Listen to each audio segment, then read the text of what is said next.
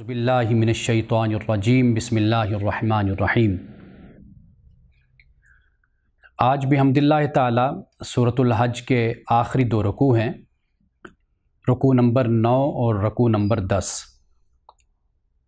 آیت نمبر 65 سے لے کر 65 سے لے کر آخر تک انشاءاللہ تعالی آج سورۃ الحج مکمل ہوگی، اور آئندہ درس میں ہم سورۃ المؤمنون کا آغاز کریں گے۔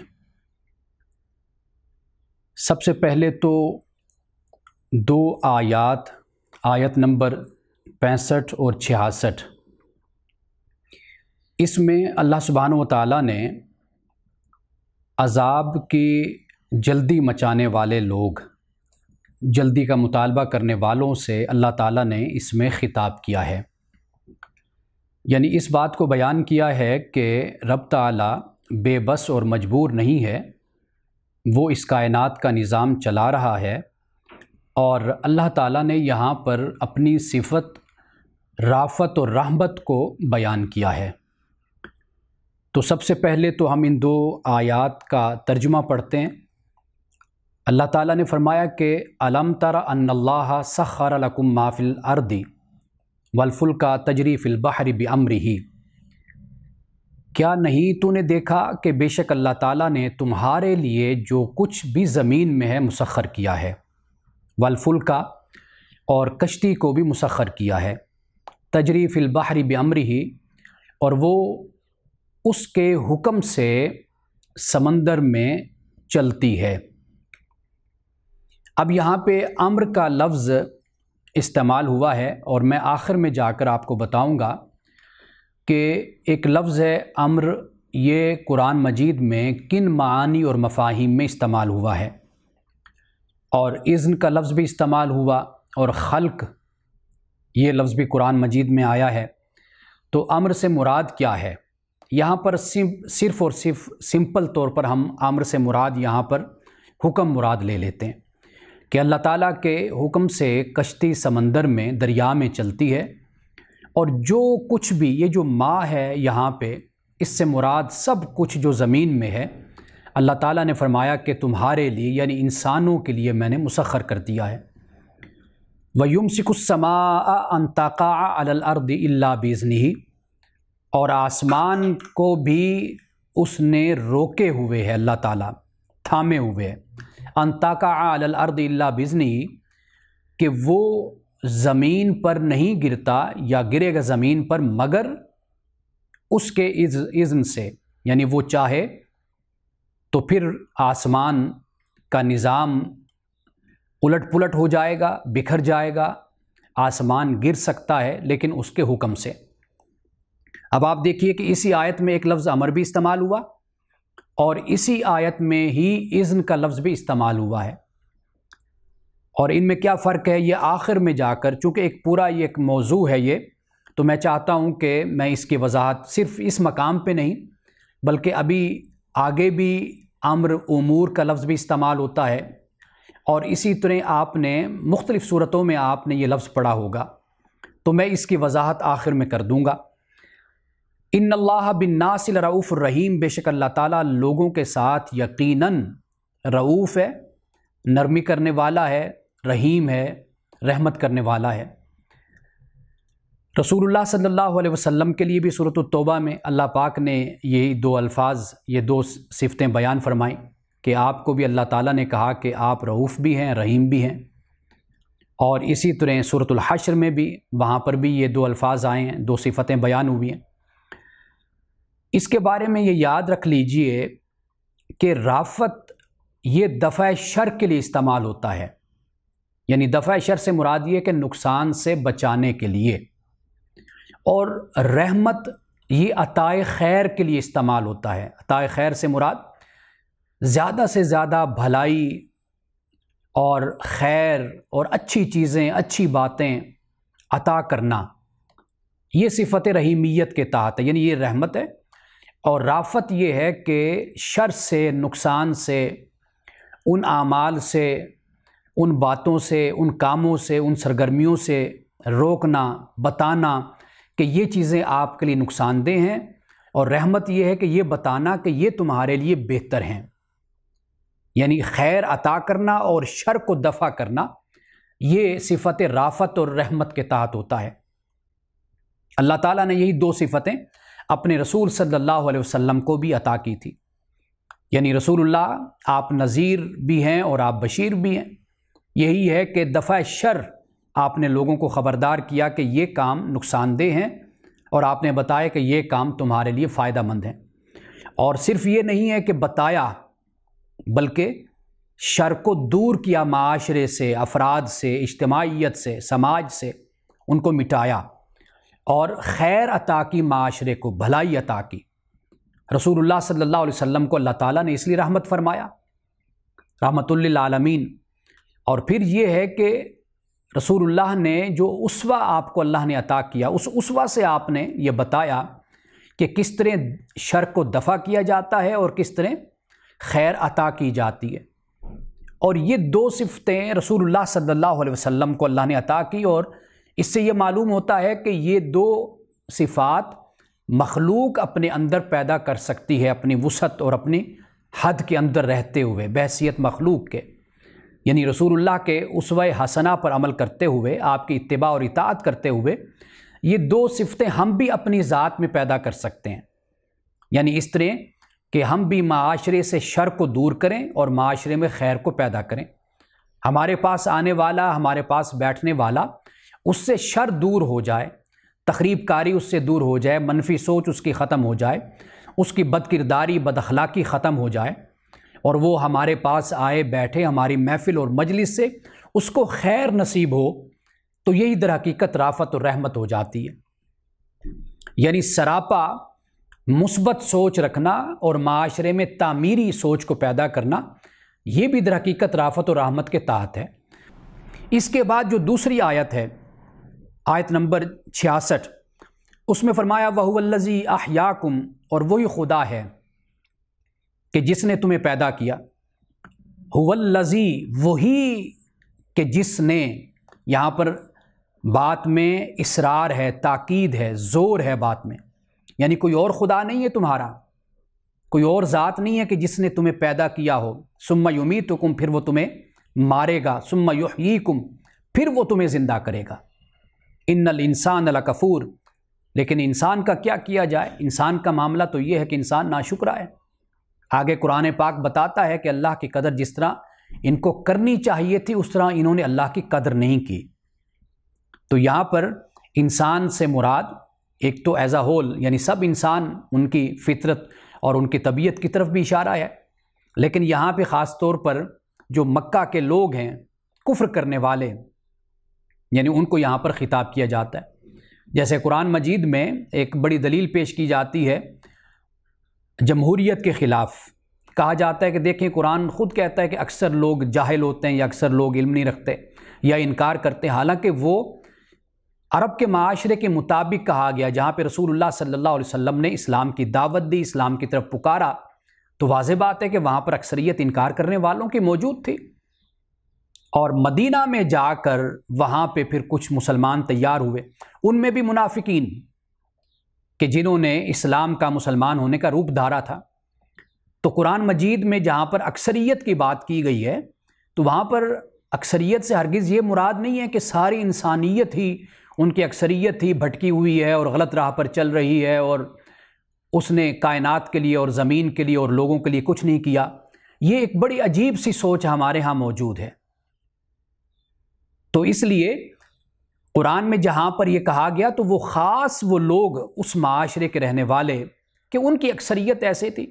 جب یہاں پر یہ کہا کہ انسان لکفور ہے، ناشکرا ہے، تو اس سے یہ بات سمجھ آتی ہے کہ مکۃ المکرمہ سے کے رہنے والوں سے بڑھ کر کون خوش نصیب ہو سکتا ہے کہ جن کے پاس ملت ابراہیمی ہے، جن کے پاس نماز ہے، روزہ ہے، زکوٰۃ ہے، حج ہے، جن کے پاس حضرت ابراہیم علیہ السلام کا قائم کردہ ایک کعبۃ اللہ ہے، حضرت اسماعیل علیہ السلام ہے، حضرت ہاجرہ ہیں، جہاں پہ آب زمزم ہے، صفا و مروہ ہے، عرفات ہے، کتنے اعلیٰ اور مقدس مقامات ہیں، اس کے باوجود وہ شرک اور بدعت میں مبتلا ہو گئے۔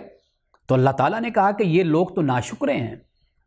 تو اس لیے ان مقامات کو آپ ایک تو اس انداز سے دیکھیے کہ جہاں پہ یہ اترا ہے یہ حکم.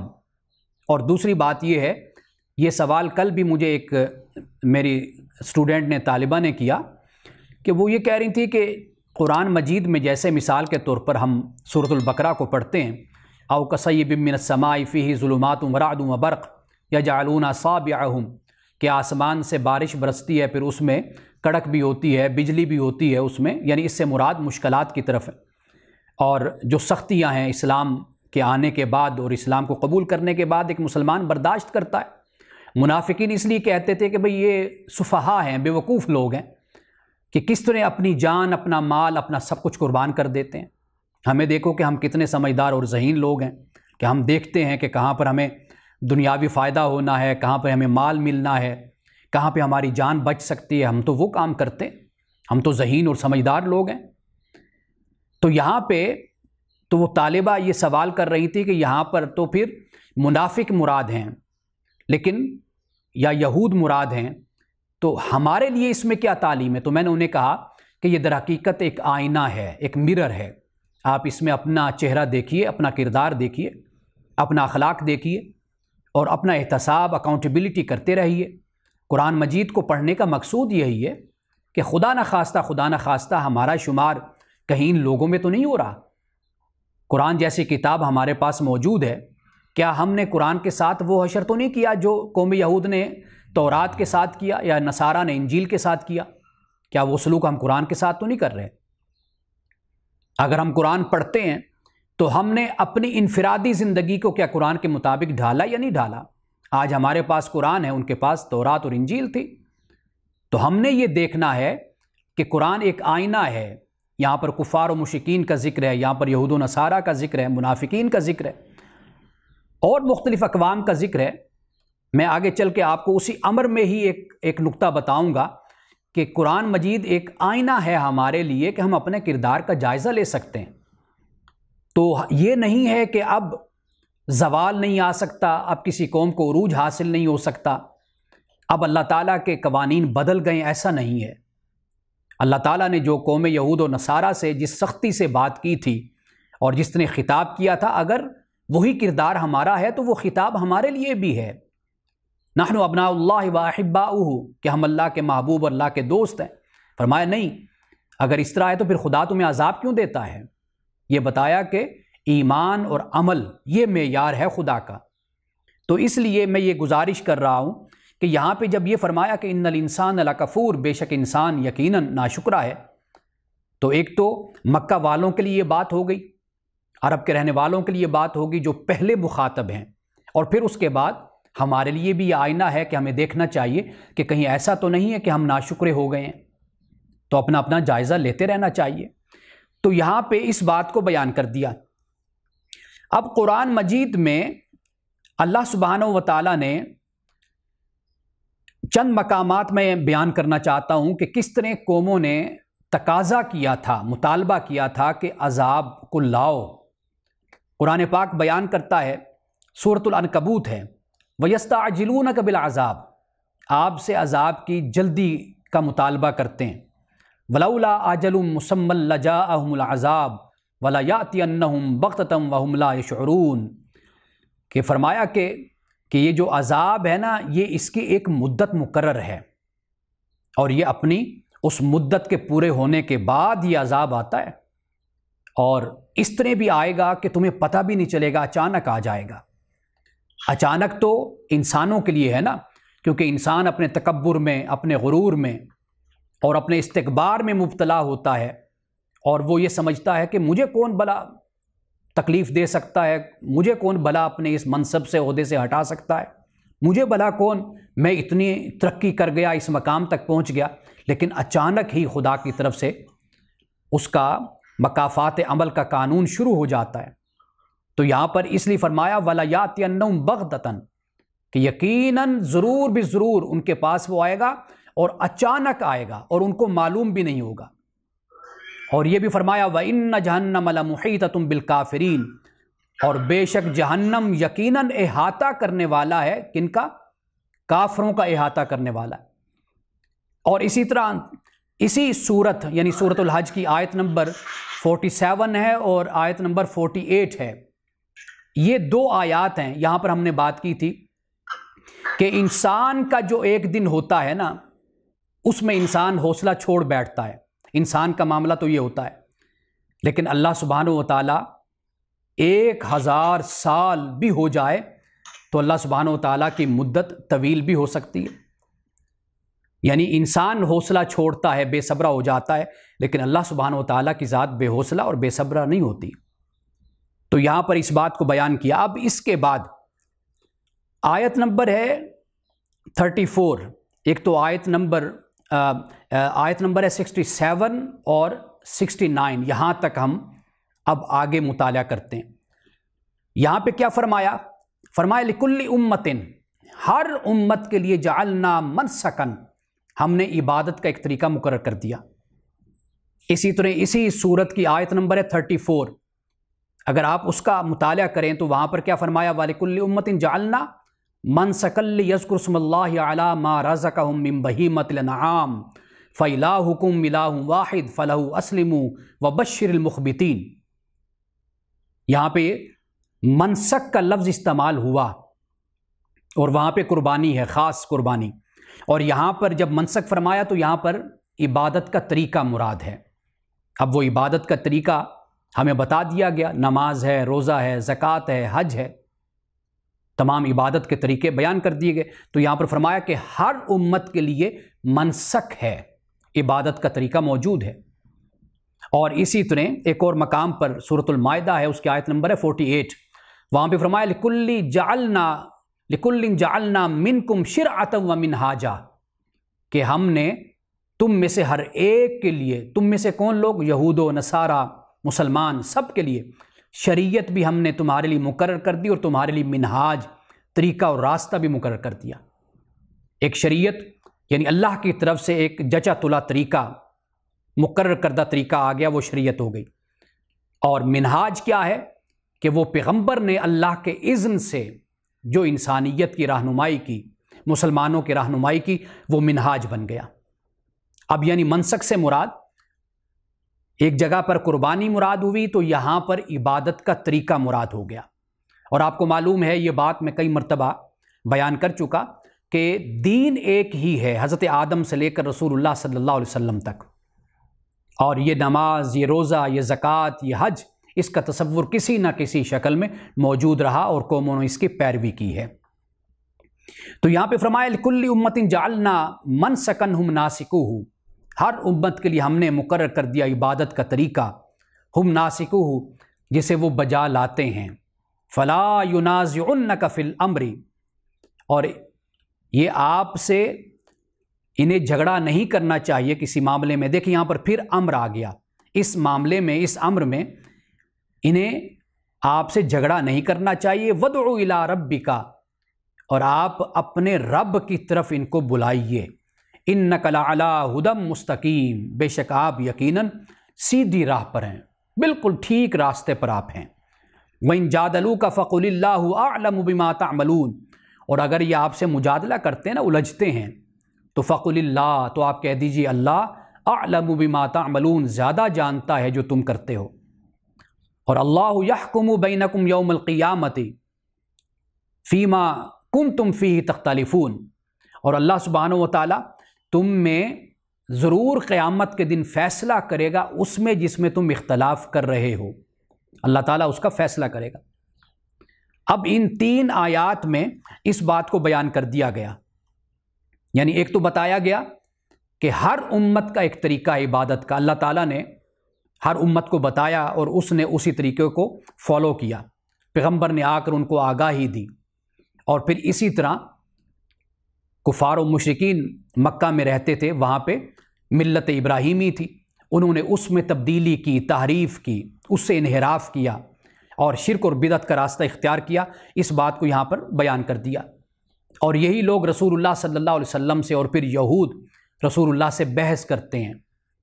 اللہ تعالیٰ نے بتایا کہ بھئی تمہارے لیے بھی ایک منسک تھا اور امت مسلمہ کے لیے بھی ایک منسک ہے۔ اب تم پر لازم ہے کہ رسول اللہ صلی اللہ علیہ وسلم جو تمہیں طریقہ بتاتے ہیں، جو دین تمہیں دیتے ہیں، جو شریعت عطا کرتے ہیں، تم اس کو فالو کرو، جو منہاج تم کو عطا کرتے ہیں اس کے مطابق اپنی زندگی کو گزارو۔ یہاں پر اس بات کو بیان کر دیا۔ اب اس کے بعد آیت نمبر ہے 70، 71 اور 72، یعنی 70، 71 اور 72۔ اس کا ترجمہ کرتے ہیں اور پھر اس کے ساتھ جو ان میں جو موضوعات بیان ہوئے ہیں ہماری ہدایت اور رہنمائی کے لیے، اس پر پھر بعد میں بات کرتے ہیں۔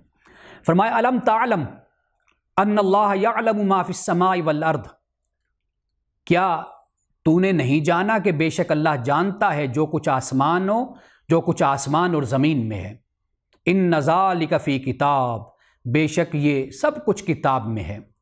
اب یہاں پر کتاب سے مراد ایک تو وہ ماسٹر کاپی ہے، میں اسے ماسٹر کاپی کہتا ہوں، کہ جیسے ایک مخطوطہ ہوتا ہے نا، کہ جو ایک اصل کاپی ہے وہ علیحدہ رکھی ہوتی ہے، آپ آگے پھر اس سے لکھ کر اور اس سے مختلف پرنٹ کر کے پھر آپ اس کو آگے لے کر چلتے ہیں۔ لیکن اللہ کے پاس کتاب ہے، یعنی ایک تو ہم اس کو کہہ سکتے ہیں کہ یہ ماسٹر کاپی ہو گئی۔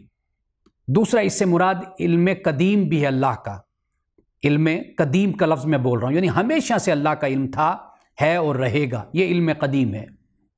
جو پہلے وجود نہ رکھتا ہو پھر اس کا وجود ہو تو پھر اس کو حادث کہا جاتا ہے۔ تو اللہ سبحانہ و تعالیٰ کا علم قدیم ہے۔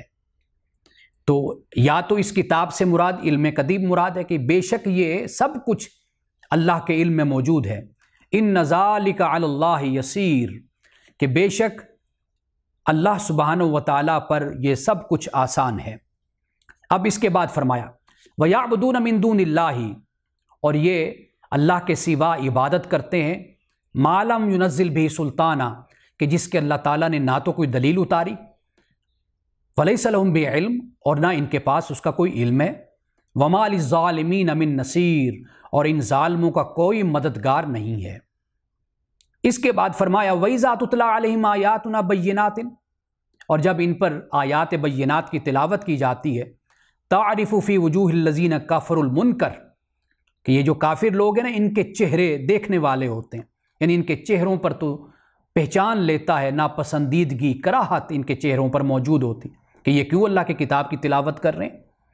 یکادون یستون بالذین یتلون علیہم آیاتنا، یعنی ان کی حالت یہ ہوتی ہے کہ قریب ہوتا ہے کہ جو قرآن کی آیات کی تلاوت کر رہا ہوتا ہے نا اس پر ہی حملہ کر دیں۔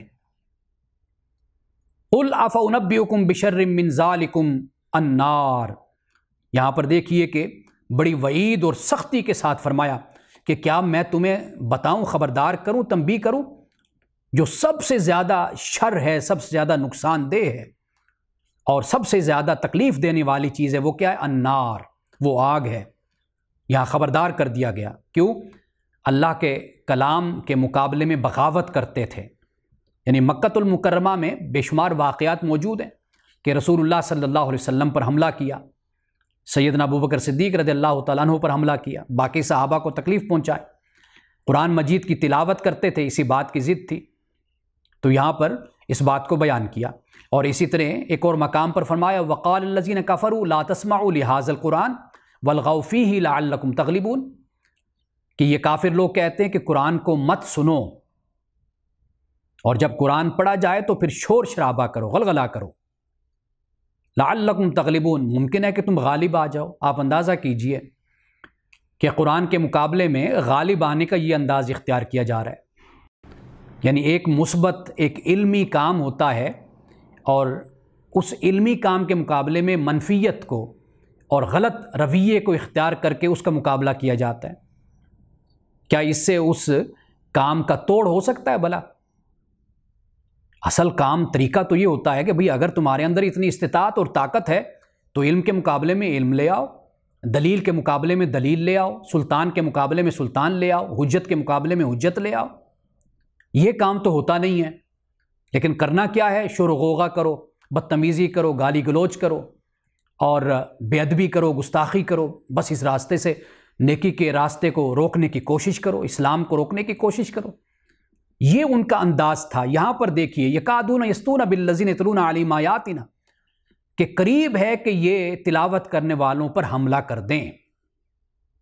اب یہاں پر تلاوت سے مراد یہاں پر پیروی کرنا بھی مراد ہو سکتا ہے، کیونکہ یتلونا کا مطلب اللہ سبحانہ و تعالیٰ نے قرآن مجید میں یہ تلاوت کا لفظ ہے نا، یہ اگر آپ مذہبی اور الوہی روایت میں پڑھتے ہیں، اس کا مطالعہ کریں تو یہ لفظ قرات تو عمومی طور پر پڑھنے کو کہتے ہیں، لیکن جو الہامی کتب ہے ان کے لیے تلاوت کا لفظ استعمال کیا جاتا ہے، یعنی ریسیٹیشن جس کو ہم کہتے ہیں، ریسائٹ کرنا۔ تو یہ لفظ خاص طور پر اس لیے استعمال ہوتا ہے کہ اللہ سبحانہ و تعالیٰ اس تلاوت کے لفظ کے ذریعے سے جو میسج دیتا ہے ہمیں، وہ میسج یہ ہے کہ اللہ کی کتاب کو صرف پڑھنا نہیں ہے بلکہ اس پر عمل بھی کرنا، اس کے پیچھے چلنا ہے۔ قرآن مجید میں جس طرح رات اور دن ایک دوسرے کے پیچھے آتے ہیں نا، وہاں پر اللہ تعالیٰ نے یہ لفظ استعمال فرمایا، یتلونا کا لفظ ہے وہاں پر، یتلونا کے پیچھے آتے ہیں۔ تو یہاں پر اللہ سبحانہ و تعالیٰ نے جب یتلونا فرمایا تو گویا کہ اس میں یہ میسج بھی آ گیا کہ پڑھنا، اور دوسرا میسج آ گیا اس کی پیروی کرنا۔ دنیا کی کوئی کتاب ہے، ممکن ہے کہ آپ اس کو صرف پڑھتے ہیں، اس پر عمل نہ کرتے ہوں، کتنے فکشن ہیں، کہانیاں ہیں، ناول ہیں، افسانے آپ پڑھتے ہیں، اس پر عمل تو نہیں کرتے نا آپ، لیکن وہ کتاب جسے آپ پڑھتے ہیں اور پھر اس کا مقصد نازل کرنے کا یہ ہوتا ہے کہ آپ نے اس پر عمل کرنا ہے، تو اس کے لیے تلاوت ہوتی ہے۔ اس لیے قرآن مجید اللہ تعالیٰ کی کتاب ہے جس کی تلاوت کرتے ہیں، یعنی تلاوت سے مقصود یہ ہے کہ پڑھو اور پھر اس پر عمل کرو۔ کہتے ہیں کہ قرآن بخشش کی کتاب ہے، تو کوئی شک نہیں قرآن بخشش و مغفرت کی کتاب ہے۔ اللہ تعالیٰ نے اس لیے نازل کیا کہ آپ اس کے ذریعے سے اپنی بخشش کروائیں، اپنی مغفرت کروائیں، جنت کے حقدار ٹھہریں، جہنم سے بچیں، اس میں تو کوئی شک نہیں ہے۔ لیکن دیکھنا یہ ہے نا کہ وہ بخشش و مغفرت کیسے ہم نے اپنی کروانی ہے، وہ اللہ تعالیٰ کے بتائے ہوئے طریقے سے ہی ہماری بخشش و مغفرت ہونی ہے۔ وہ یہی ہے کہ قرآن مجید کو پڑھو اور قرآن مجید کے مطابق زندگی بسر کرو، قرآن مجید پہ ایمان لاؤ، رسول اللہ صلی اللہ علیہ وسلم کی سنت کی پیروی کرو، جس طرح رسول اللہ نے کیا ویسے کرو۔ یہ در حقیقت جنت کی کنجی ہے، جنت کی چابی ہے یہ۔ تو قرآن مجید بخشش کی کتاب ہے، مغفرت کی کتاب ہے، اس میں کوئی شک نہیں ہے، لیکن وہ بخشش و مغفرت کس طرح ہونی ہے وہ قرآن نے ہمیں بتایا ہے، اس طریقے سے بخشش و مغفرت ہونی، اس لیے قرآن بخشش و مغفرت کی کتاب ہے، اس میں کوئی شک نہیں ہے۔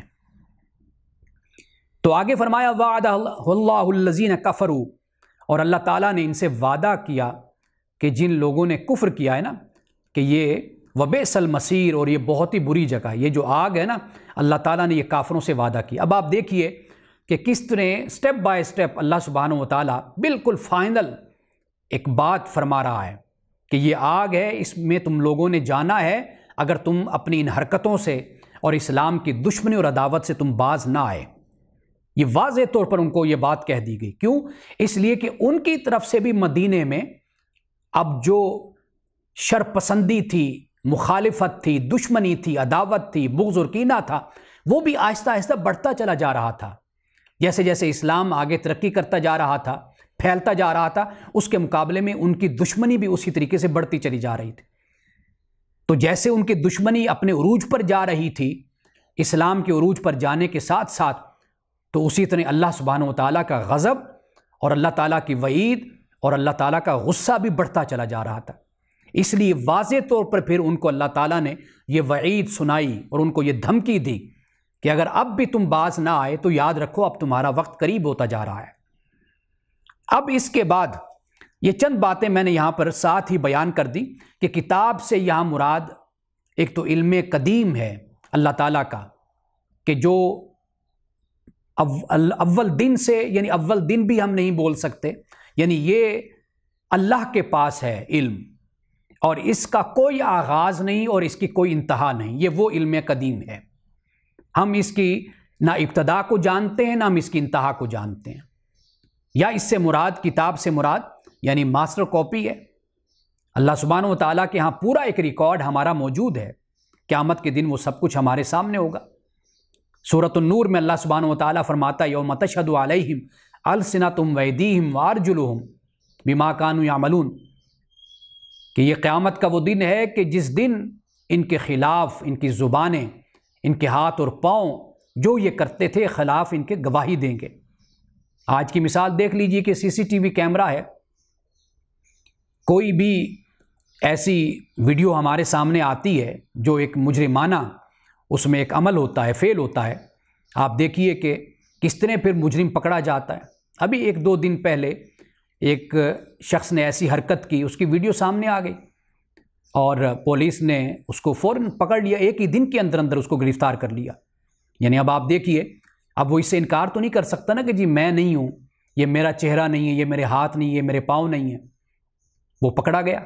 یہ آج کا دور جو سائنس کا دور ہے، یہ اس کی بہت بڑی دلیل ہے۔ آج سے ممکن ہے کہ 50 سال پہلے، 100 سال پہلے انسان یہ سوچتا ہوگا قرآن کو پڑھتے ہوئے کہ کس طرح یہ ہاتھ، یہ پاؤں، یہ میرے خلاف گواہی دیں گے، یہ میری زبان کیسے میرے خلاف گواہی دے گی۔ لیکن آج معلوم ہو گیا کہ کس طرح یہ سب کچھ انسان کے خلاف گواہی دیتے ہیں۔ میں تو اکثر طور پر یہ کہتا ہوں کہ قیامت در حقیقت سائنس اور ٹیکنالوجی کے عروج کا دن ہے، یعنی انتہا۔ سائنس نے جتنی ترقی کرنی ہوگی نا اور اپنے عروج اور اپنے کمال تک پہنچ چکی ہوگی، در حقیقت وہی دن قیامت کا ہی دن ہوگا کہ انسان پھر کسی حقیقت سے انکار نہیں کر پائے گا۔ اب آپ دیکھیے زبانیں بھی بولتی ہیں، اور صرف ویڈیو نہیں، کوئی شخص کہہ دے جی میں نہیں ہوں۔ اب تو پتہ نہیں کیا کیا ترقی ہو گئی، لیبارٹریز بن گئی جہاں پر ایک ویڈیو چلی جاتی ہے، انسان کا بلڈ وہاں پر بھیج دیا جاتا ہے، انسان کا بال اس کو ٹیسٹ کے لیے بھیج دیا جاتا ہے۔ اب وہ الفاظ میرے ذہن میں نہیں ہیں، اس کے لیے آپ مجھ سے بہتر جانتے ہیں کہ آپ دیکھیے کہ کس طرح سب کچھ ٹیسٹ ہو کر آ جاتا ہے، پتہ چل جاتا ہے کہ یہی انسان ہے۔ تو یہ اللہ تعالیٰ نے جب یہ فرمایا کہ قیامت کے دن یہ سب کچھ انسان کے اعضاء، جسمانی اعضاء گواہی دیں گے، تو ممکن ہے کہ 50 سال 100 سال پہلے کا انسان سوچتا ہوگا کہ یار یہ کیسے گواہی دیں گے، لیکن آج کا انسان اس معاملے میں کسی تردد کا شکار نہیں، اسے معلوم ہو گیا کہ بلکہ اب اس سے بھی بڑھ کر ٹیکنالوجی آ جائے گی آنے والے وقت میں، تو آپ دیکھیے گا کہ پھر کیا صورتحال ہوگی۔ تو یہاں پر اللہ سبحانہ و تعالیٰ نے واضح طور پر اس حقیقت کو بیان کر دیا کہ اب تمہارا وقت قریب آ رہا ہے۔ اب اس کے بعد آیت نمبر ہے یعنی 72 تک ہم نے پڑھ لیا۔ اب اس کے بعد 73، 74 اور 75، اب اس میں اللہ سبحانہ و تعالیٰ نے ایک مثال دی ہے اور معبودان باطل کی حیثیت بتائی ہے کہ ان کی کیا حیثیت ہے۔ یعنی یہاں پر طالب اور مطلوب کی بات کی ہے۔ طالب مشرکین مکہ یعنی عبادت کرنے والے، مطلوب وہ ان کے بت۔ اللہ نے کہا کہ دونوں کمزور ہیں، یعنی طالب، مخلوق، عابد، عبادت کرنے والا، یہ کسی مضبوط سہارے کی تلاش میں ہوتا ہے، یعنی یہ خود کمزور ہوتا ہے اور یہ چاہتا ہے کہ کوئی مضبوط سہارا ہو میرے لیے، اور سب سے بڑا سہارا وہ اللہ سبحانہ و تعالیٰ کی ذات ہے۔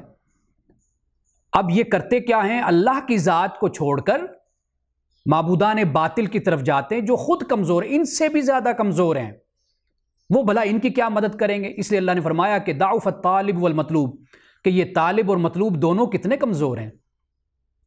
طالب تو ویسے بھی کمزور ہے، اس لیے کہ انسان ہے، ضعیف ہے، اور وہ چاہتا ہے میری کوئی مدد کرے، کوئی میرا ناصر ہو، میرا کوئی ولی ہو، میرا کوئی نصیر ہو، میرا کوئی سہارا ہو۔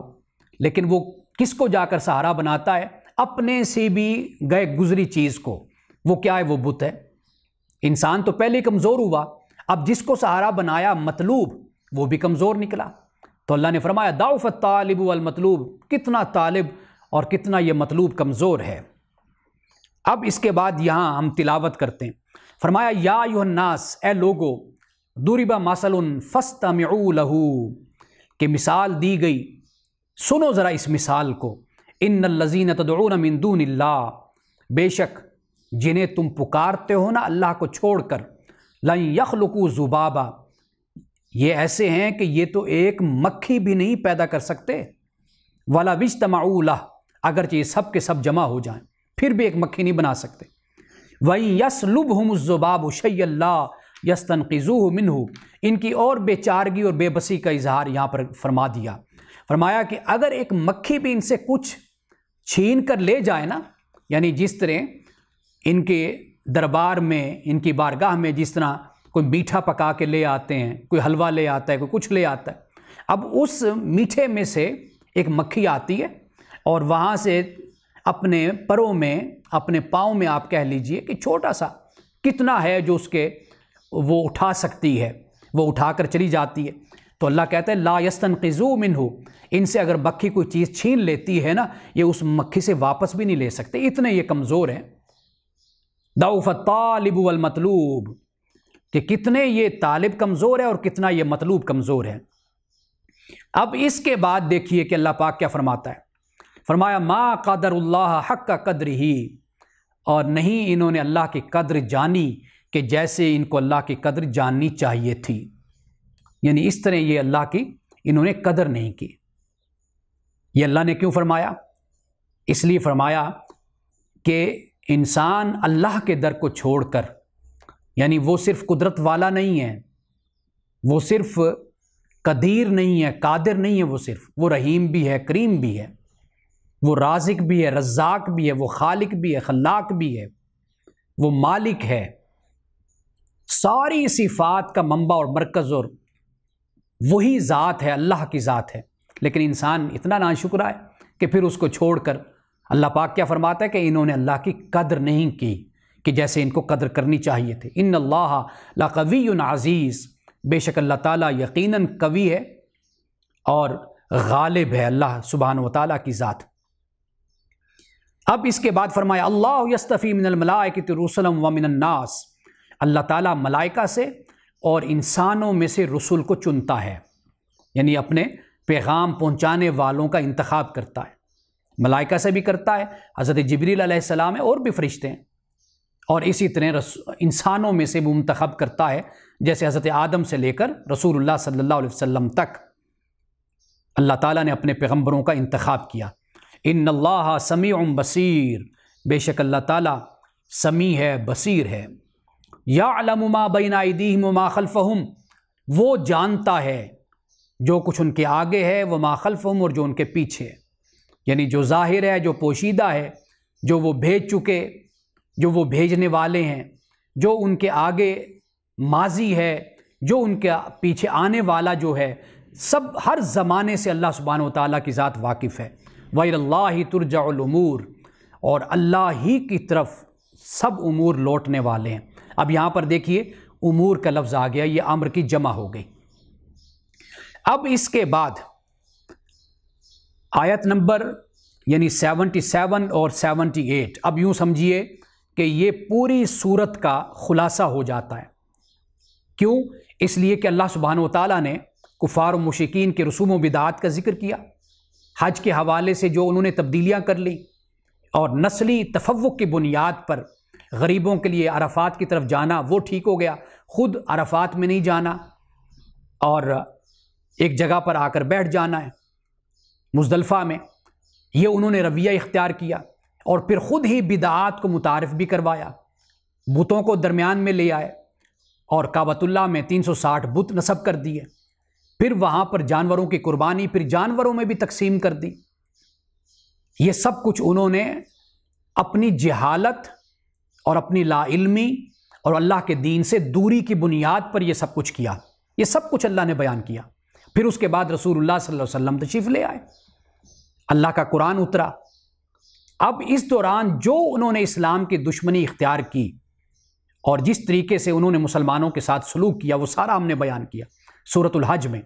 اب یہ آہستہ آہستہ اسلام، جیسے میں نے کہا کہ اپنے عروج کی طرف اور کفر مٹنے کی طرف، اور اللہ سبحانہ و تعالیٰ کا غضب، اور جو فائنل ایک گیم آپ کہہ لیجئے کہ ایک فائنل صورت جو سامنے آ رہی تھی اتمام حجت کی، وہاں پر اللہ سبحانہ و تعالیٰ نے اب آخر میں کیا معاملہ ہوا، وہ یہ کہ صحابہ کی ایک جماعت تیار ہو گئی، جماعت مسلمین تیار ہو گئی۔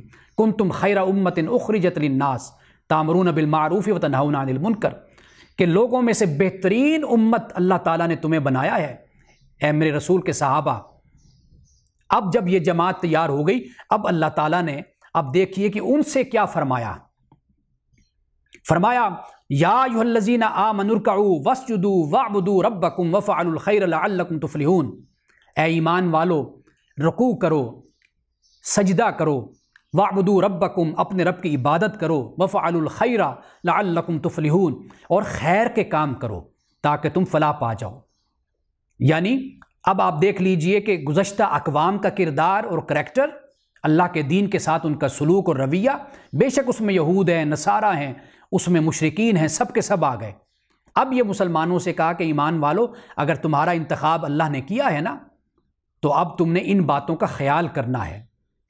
آگے فرمایا وَجَاهِدُوا فِي اللَّهِ حَقَّ جِهَادِهِ، اور اللہ کی راہ میں جہاد کرو جیسے جہاد کرنے کا حق ہے۔ اللہ کی راہ میں جہاد کرو جیسے جہاد کرنے کا حق ہے۔ اب یہاں پر جہاد سے مراد صرف قتال نہیں ہے، یہ پوری زندگی پر حاوی جہاد ہے مسلمان کے۔ یعنی سورۃ الفرقان میں یہ فرمایا نا، قرآن کے ذریعے سے جہاد کبیر کرو۔ اب قرآن مجید تلوار تو نہیں ہے نا، وہ تو کتاب ہے، علم ہے۔ اب اللہ فرماتا ہے قرآن کے ذریعے سے جہاد کرو۔ قرآن کے ذریعے سے جہاد یہی ہے کہ قرآن کے مطابق زندگی گزارو، قرآن لوگوں تک پہنچاؤ، لوگوں تک علم آئے، لوگ قرآن کے مطابق زندگی بسر کریں، قرآن کو اپنا اوڑھنا بچھونا بناؤ۔ اصل مقصد تو یہ ہے قرآن کے ذریعے جہاد کرنے کا۔ تو یہاں پر اسی بات کو بیان کیا، فرمایا وَاجْتَبَاكُمْ، اور اس اللہ نے تمہارا انتخاب کیا ہے۔ اجتبا، یہ مجتبا، مصطفیٰ، یہ جو نام ہم رکھتے ہیں، اس میں بھی یہی معنی پوشیدہ ہوتا ہے کہ اس نے تمہارا انتخاب کیا، تمہیں چنا۔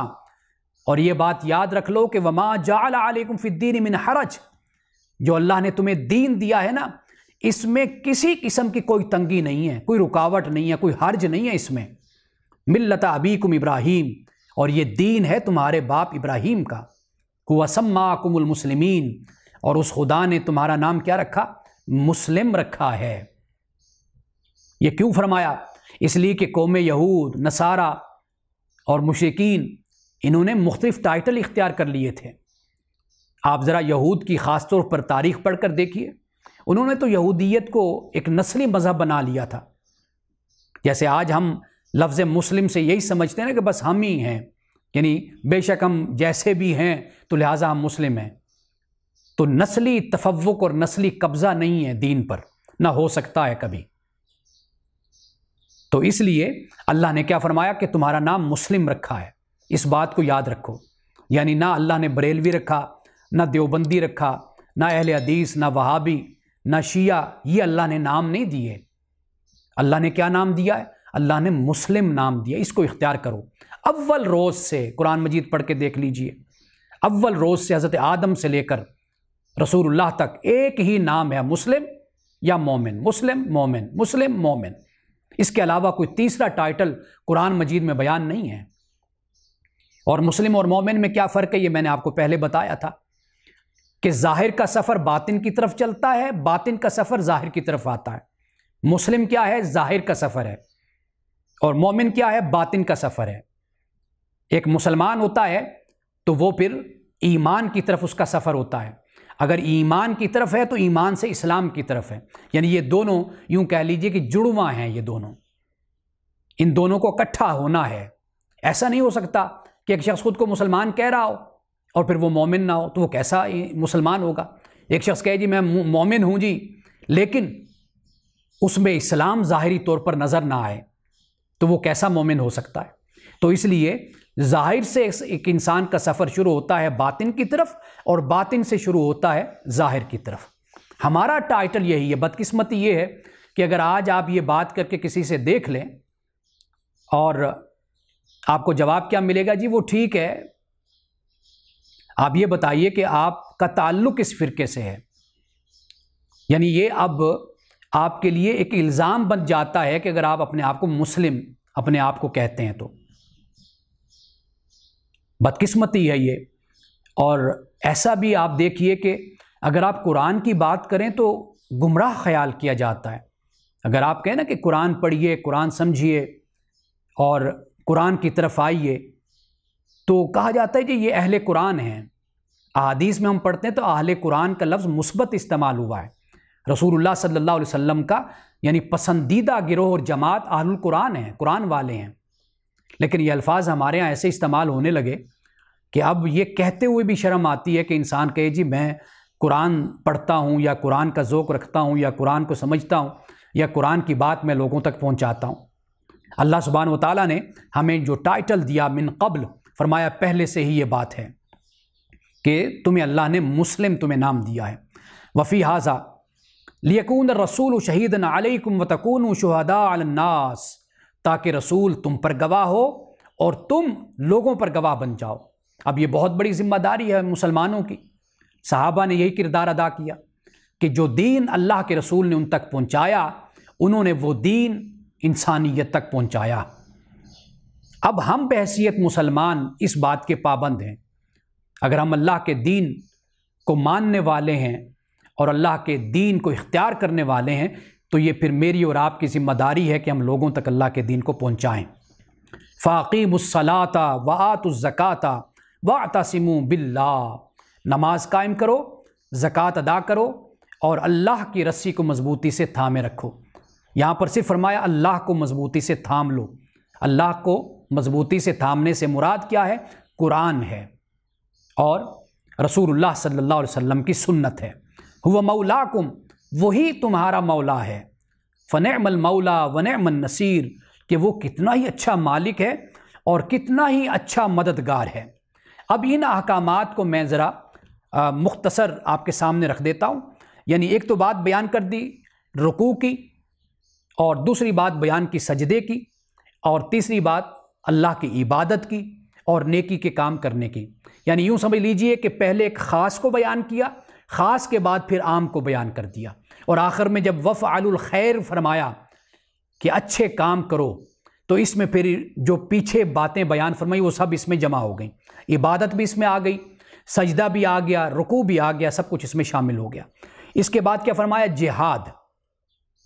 اس کے بعد فرمایا کہ اللہ نے تمہیں چنا، وَاجْتَبَاكُمْ، تمہارا انتخاب کیا، اور پھر اس کے بعد فرمایا اللہ کا جو انتخاب ہے اس میں کوئی شک نہیں، بڑی فضیلت ہے، لیکن اس فضیلت میں بہت بڑی ذمہ داری بھی ہے، اور صحابہ نے اس ذمہ داری کو بہتر طریقے سے ادا کیا۔ اور پھر اس کے بعد فرمایا دین میں کوئی حرج نہیں ہے، یعنی یہ کوئی ٹیڑھا دین نہیں ہے، سیدھا بالکل دین ہے، صراط مستقیم ہے۔ اس کے بعد حضرت ابراہیم علیہ السلام کا دین ہے، اور نام کیا رکھا؟ فرمایا مسلم نام رکھا۔ رسول پھر فرمایا تم پر گواہ اور تم لوگوں پر گواہ۔ نماز کا قیام اور زکوٰۃ کی ادائیگی، اگر آپ ان پر غور کریں گے نا، آپ کو معلوم ہوگا کہ یہ وہ سب کچھ تھا جو پہلی قومیں چھوڑ چکی تھیں۔ جب انہوں نے چھوڑا، اللہ نے ان کو دنیا کی رہنمائی اور انسانیت کی راہبری سے کے عہدے سے معزول کر دیا، ہٹا دیا۔ پھر اللہ کے رسول کے صحابہ مسلمان آ گئے اس منصب پر۔ تو یہاں پر نماز کا قیام اور زکوٰۃ کی ادائیگی، کیونکہ پہلی قوموں نے ان کو ترک کر دیا تھا، اور بدقسمتی سے آج ہماری اکثریت بھی انہی باتوں میں مبتلا ہے۔ ہمیں بھی پتہ ہے، سب کو پتہ ہے کہ کیا حق ہے اور کیا باطل ہے، کیا سچ ہے کیا جھوٹ ہے، لیکن اس کے باوجود ہم اختیار نہیں کرتے، اس سے غفلت برتتے ہیں، کوتاہی برتتے ہیں ہم۔ اس سے آگے فرمایا کہ اللہ کو تھامو، یعنی اللہ کی رسی کو، قرآن کو، رسول اللہ کو، سنت کو تھامو۔ اب اس کے بعد آ جائیے اس بات پر آخری نقطے پہ کہ امر کیا ہے۔ قرآن مجید میں ایک تو اس کا لغوی معنی یاد رکھیے کہ لغوی معنی تو ہے جیسے ہم بات کہتے ہیں، کوئی کام، حالت، معاملہ، جیسے وَإِلَى اللَّهِ تُرْجَعُ الْأُمُورُ کہ تمام امور، معاملات اللہ کی طرف لوٹائے جائیں گے۔ اچھا، اس کا ایک مطلب رہنمائی بھی ہوتا ہے، اس لیے کہ امور یعنی مشورہ کے لیے بھی استعمال ہوتا ہے یہ لفظ، کیونکہ اس میں ایک رہنمائی ہوتی ہے، علامت، نشانی، یہ سب امر کے معنی ہیں۔ اچھا، اب دو لفظ ہیں، ایک خلق ہے اور ایک امر ہے، یہ ایک دوسرے کے مقابل میں ہیں، اس لیے کہ خلق میں اشیاء محسوس طور پر سامنے ہوتی ہیں، یعنی ایک چیز پیدا ہوئی، جیسے انسان پیدا ہوا تو محسوس اور جسمانی طور پر، جسمانی شکل میں ہمارے سامنے ایک چیز آ جاتی ہے تو ہم اس کو کہتے ہیں کریشن، یہ خلق ہے۔ اور دوسرا لفظ ہے امر، یہ یعنی عالم امر اس کو کہہ لیجئے یا عالم تدبیر کہہ لیجئے، یعنی خلق ہونے سے پہلے ایک چیز ابھی تدبیر اس پر ہو رہی ہوتی ہے، اس کے بارے میں یوں کہہ لیجئے کہ سوچا جا رہا ہوتا ہے، اس کی تخلیق سے پہلے، اس کے جتنے مراحل اور تیاری کے ہوتے ہیں، یعنی اس کا ابھی وجود خلق کی طرف بڑھنا ہوتا ہے، تو اس سے پہلے پہلے جو معاملات ہوتے ہیں اس کو عالم امر اور اس کو امر کہتے ہیں۔ قرآن پاک میں اللہ سبحانہ و تعالیٰ نے فرمایا نا، اذا قضا امرن، کہ جب وہ کسی امر کا فیصلہ کر لیتا ہے تو فإنما یقول لہ کن فیکون، تو پھر وہ کہتا ہے کہ ہو جا، تو وہ ہو جاتی ہے۔ تو پہلے امر کا فیصلہ ہوتا ہے، وہ عالم امر ہے۔ اور ہم یوں کہہ سکتے ہیں، اچھا امر اور اذن یہ دونوں مترادف لفظ ہیں۔ جیسے ایک ہی آیت میں ہم نے دیکھا کہ امر کا لفظ بھی استعمال ہوا اور وہیں پر آگے جا کر پھر اذن کا لفظ بھی استعمال کیا گیا۔ اب ایک تو امر سے مراد ہو گیا کہ جو خلق سے پہلے کا معاملہ ہوتا ہے، ایک امر سے مراد یہ بھی ہوتا ہے کہ اللہ سبحانہ و تعالیٰ نے یہ کائنات تخلیق کر دی۔ اب اس کائنات کی تخلیق میں، اس پورے نظام میں ایک نظم و نسق ہے، ایک جچا تلا نظام ہے، ایک لگا بندھا سسٹم ہے۔ وہ جو نظم و نسق اور لگا بندھا ایک نظام ہے، اس کو بھی امر کہتے ہیں۔ یعنی رات اور دن کو اللہ نے پیدا کیا، رات آتی ہے دن جاتا ہے، یہ ایک نظام ہے۔ اور اسی طرح رات ہوتی ہے تو چاند روشن ہو جاتا ہے، اور جب رات جاتی دن سامنے آتا ہے تو سورج طلوع ہوتا ہے۔ اور اسی طرح اس کائنات کا پورا ایک نظام ہے۔ بارش ہے، جیسے ہم نے ابھی سورۃ الحج میں مطالعہ بھی کیا، ہم نے پڑھا ہے۔ تو یہ پورے نظام میں ایک اللہ تعالیٰ کا ربط ہے، ضبط ہے، اس کو بھی امر کہا جاتا ہے۔ اچھا، ایک اور معنی تیسرا امر کا یہ بھی ہوتا ہے کہ اللہ سبحانہ و تعالیٰ نے اقوام کی زندگی میں بھی ایک امر رکھا ہے، ایک نظم و ضبط رکھا ہے، ایک اپنا قانون رکھا ہے۔ وہ کیا ہے؟ وہ ہے کہ اگر قومیں اللہ سبحانہ و تعالیٰ کے دیے ہوئے طریقے پر چلتی ہے، یعنی جو اللہ نے ایک عمومی قانون بنا دیا ہے کائنات میں ترقی کرنے کا، عروج کا، اگر ایک قوم اس کو فالو کرتی ہے تو وہ عروج حاصل کرتی ہے، جس کے بارے میں قرآن نے یہ کہا کہ بھئی اللہ کا جو امر ہے یہ ہو کر رہنے والا ہے۔ اور یہ فرمایا کہ جس نے ہلاک ہونا ہے وہ دلیل سے ہلاک ہو، اور جس نے زندہ رہنا ہے، زندگی پانی ہے، تو وہ دلیل سے زندہ رہے۔ یعنی یہ اس بات کی طرف اشارہ کر دیا کہ انسانی زندگی میں یا اقوام عالم میں جو عروج و زوال، زندگی اور موت کا جو قانون ہے، وہ بھی در حقیقت اللہ کا امر ہے۔ یعنی اس طرح ہم کہہ سکتے ہیں کہ امر کے تین پہلو ہو جاتے ہیں۔ ایک پہلو وہ کہ اس کائنات میں جو نظم و نسق چل رہا ہے، اس میں جو ایک ترتیب ہے، ایک نظم ہے، یہ در حقیقت یہ امر کہلاتا ہے۔ اور اس کائنات سے پہلے، اس کی تخلیق سے پہلے جو تدبیر کا مرحلہ ہے، عالم تدبیر ہے، اس کو بھی امر کہا جاتا ہے۔ یہ دو ہو گئے پہلو۔ اور تیسرا پہلو جو انسانوں کی زندگی میں، اقوام عالم میں جو ایک قانون چل رہا ہے، عروج و زوال کا، ترقی کا، تنزلی کا، صحت کا، بیماری کا، یہ بھی اللہ سبحانہ و تعالیٰ کا جو قانون ہے، اس کو بھی امر کہا جاتا ہے۔ تو قرآن مجید جب ہم پڑھتے ہیں تو اس میں امر در حقیقت ان تین معانی میں اور ان تین مفاہیم میں استعمال ہوا ہے۔ بارک اللہ لنا ولکم فی القرآن العظیم ونفعنا وإیاکم بالآیات والذکر الحکیم۔ صدق اللہ العظیم۔